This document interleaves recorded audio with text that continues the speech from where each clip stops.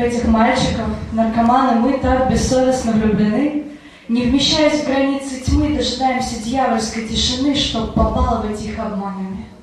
Нет бессмысленнее войны, чем вот это, с самим собой. Ни один не заметит бой, что калечит тебя внутри, не меняет совсем снаружи, как внимательно не смотри. Эти мальчики — притягательные магниты. Будь глупцы, они сволочи, эрудиты, от сладчайшего из «иди ко мне», до лещайшего из «иди ты», расстояние меньше крика из пустоты. Моя девочка, у него же в брови серьга, он чертенок, лакомство, мирызга, и сама себе ненависть и тоска, одиночество, осколок от образка, виселица и маузер у виска. Он вмещает в себя всю сладость от прошлых встреч. Он из тех, кто у нас отнимает речь, я пытаюсь в памяти уберечь его запах и колкие иглы фраз. Он большой, функционирующий метастаз, мое чувство к нему — это сепсис, угарный газ.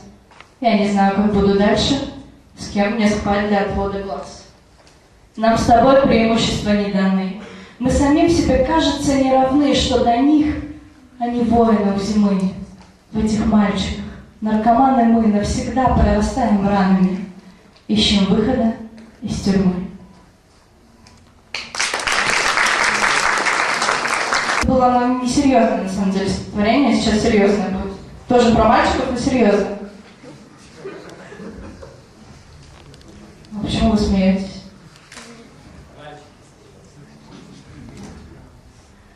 Дай покоя тому, кто желает мне слов про него, кто желает мне снов, а в динамик не музыку, тишину. Он оставит меня одну, он же младше меня, ему это легче.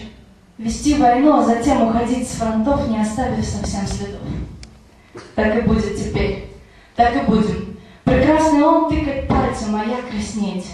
Как помочь ему повзрослеть, да и надо ли? Слушай, впредь не бери непосильных нож, больно он для тебя хорош.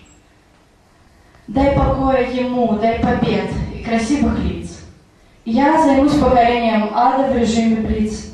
И когда ты, Господь, поймешь, почему я всю жизнь все меняю, одно на другое, вот тогда ты мне дай покоя. Дивный